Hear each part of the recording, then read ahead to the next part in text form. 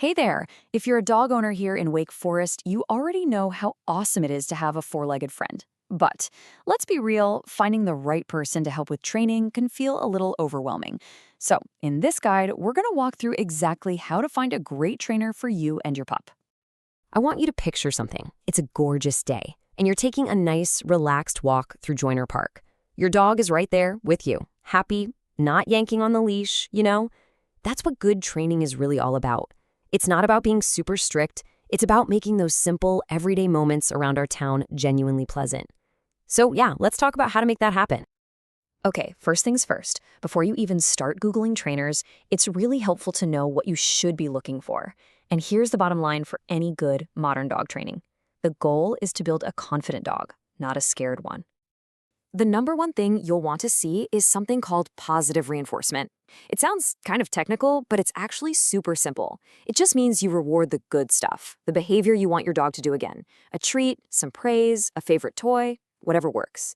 It makes learning feel like a fun game for them. And honestly, it's just a better way to build a great relationship with your dog. It's pretty much the gold standard these days. So this really creates a fork in the road when you're looking at different trainers. You've got the positive methods on one side, which are all about rewards and building up a happy, confident dog. Then you've got the other side, the older, outdated stuff.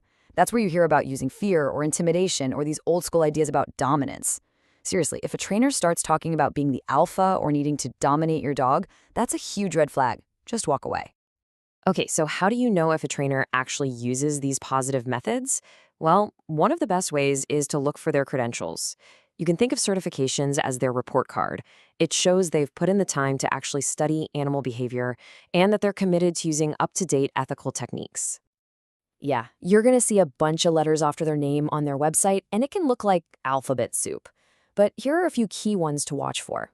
For general manners and basic skills, something like CPDTK or KPA-CTP, those are top-notch. Now, if you're dealing with bigger challenges, maybe some serious anxiety or reactivity, you'll want to look for a specialist with something like IABC, CDBC. Okay, let's say you've found a couple of trainers online that look pretty good. Their website checks out. Now what? Well, now it's time to actually talk to them. Think of this next part as your personal interview checklist to make sure you're picking the perfect person for the job. In this first question is probably the most important one you can ask. See, every single dog is different, right? A good trainer knows this and will never use a one-size-fits-all plan. They should be able to tell you very clearly how they're going to adapt their positive training methods for your dog's unique personality and for what your family wants to achieve. It's not just about the certificate they got years ago. You want to know what they're doing now to stay on top of their game. The science behind how dogs learn is always changing and improving. A really fantastic trainer is always learning too. So don't be shy.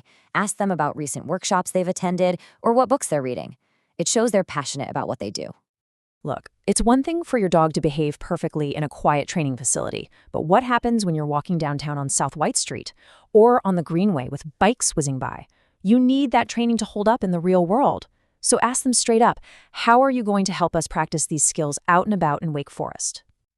Remember, the trainer isn't a magician. A lot of the work happens between sessions, and that's on you. So this question is all about setting clear expectations. How are we going to track progress? And what exactly do I need to be practicing with my dog during the week? A good trainer will give you a clear plan, because that consistency you do at home, that's what makes all the difference.